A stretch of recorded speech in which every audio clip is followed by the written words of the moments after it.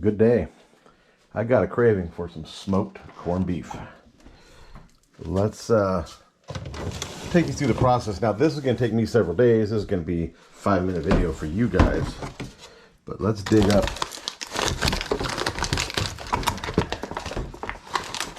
And it's in here somewhere. Corned beef. Costco brand. I like it. Now, the one problem that everybody has with corned beef when you don't cook it in a slow cooker on the taters, not how everybody does it, is that it's too salty. So I'm going to show you how to do it so it's not too salty. Let's go.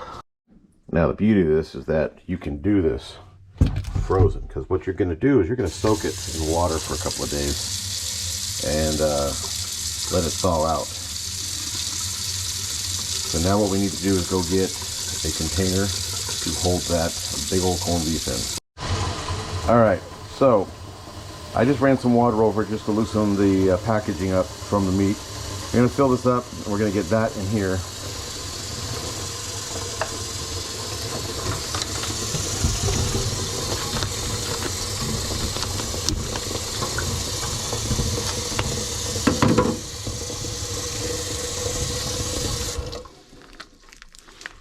Just the tough packaging. There it is.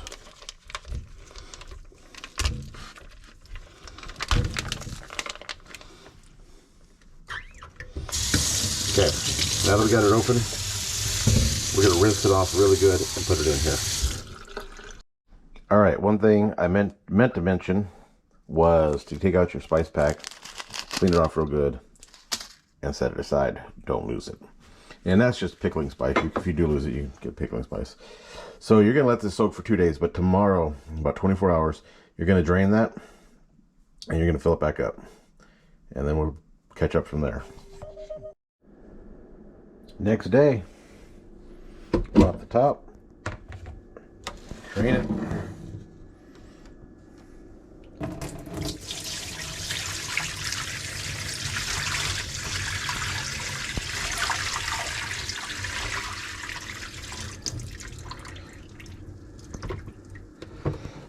No need to rinse, just fill it back up. Get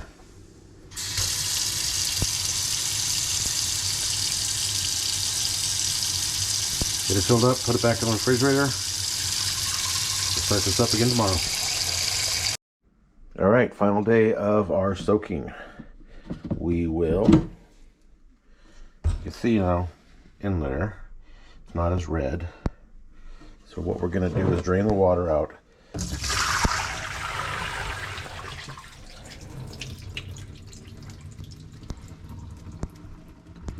Drain the water out, give it a rinse, and let's get it in a plastic bag and put it in the refrigerator till morning.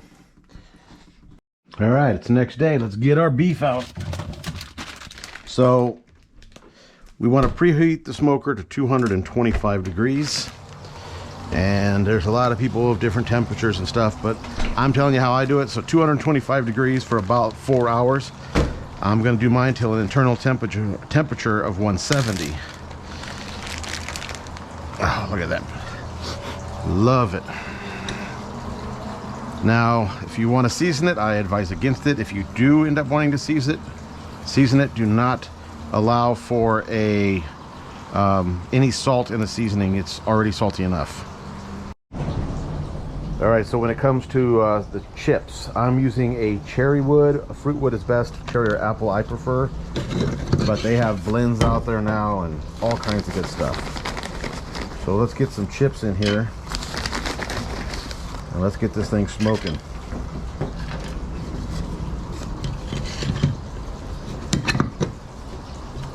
All the way in and turn it.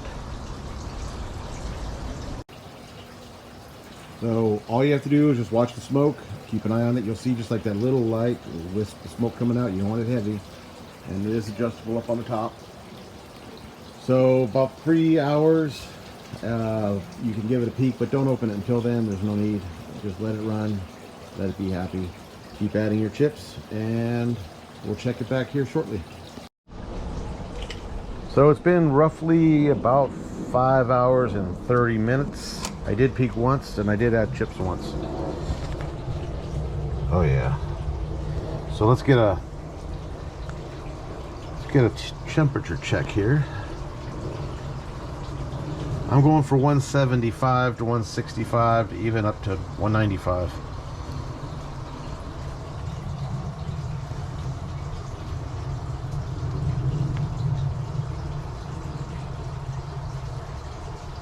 All right, so you don't need to bore you with this stuff while we're waiting for it to rise, but it looks like we're getting there. All right, so we got a temperature of 162. I went and got the foil. So what we're gonna do now is we're gonna let it rest for about 10 minutes. Oh yeah, look at that beautiful chunk of meat. So we're gonna wrap this in foil, let it rest for about 10, maybe 15 minutes.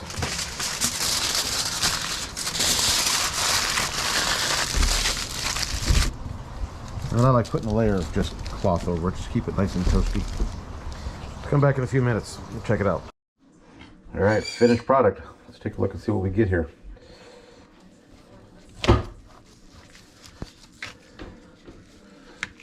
Oh, look at that. That is gorgeous. That is a chunk of meat.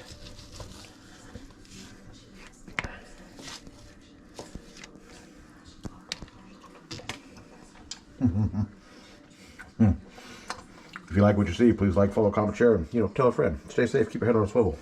This shit is good.